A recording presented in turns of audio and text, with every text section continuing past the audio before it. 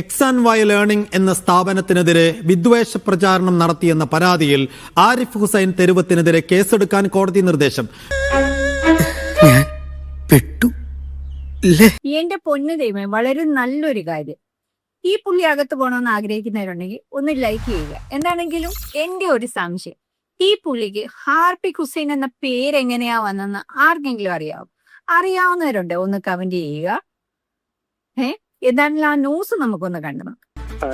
സൈഫു, അതായത് കേരളത്തിലെ അൽഫലാഹ് സർവകലാശാലയാണ് എക്സ് ആൻഡ് വൈ ലേണിംഗ് എന്ന വ്യാജേനയാണ് ഇയാൾ ഫേസ്ബുക്ക് പോസ്റ്റ് ഇട്ടത്. സ്വാഭാവികം.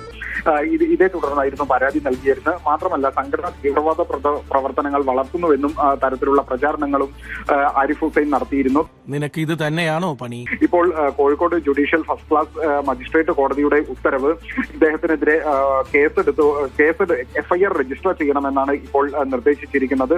ആര് വർഗീയത പറഞ്ഞാലും അകത്തു പോകണമെന്നാണ് എന്റെ അഭിപ്രായം. നിങ്ങളുടെ അഭിപ്രായം എന്താണ്? ഇതിനൊക്കെ ശേഷം വലിയൊരു കോമഡി എന്ന് പറയുന്നത്, ഈ പുള്ളിയെ ന്യായീകരിച്ചുകൊണ്ട് നമ്മുടെ മറുനാടൻ മലയാളി സാബു സെക്കരിയായും അവരുടെ ടീമും ഒക്കെ മുന്നോട്ട് വന്നിട്ടുണ്ട്. അതിന്റെ വീഡിയോ ഞാൻ കാണിക്കത്തില്ല, തമിഴ്നയിൽ കാണിക്കുന്നുണ്ട്. ഇതാ കണ്ടു നോക്കിക്കേ. അതിലും കൊണ്ടൊരു വർഗീയത. ഇവർക്ക് എവിടെ ചെന്നാലും ഇത് മാത്രമേ ഉള്ളൂ. എന്താണ് നിങ്ങളുടെ അഭിപ്രായം?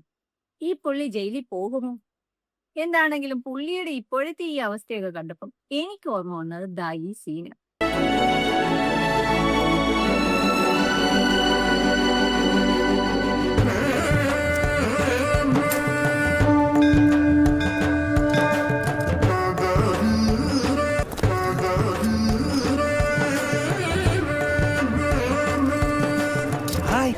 പോയിട്ട് വരട്ടെ.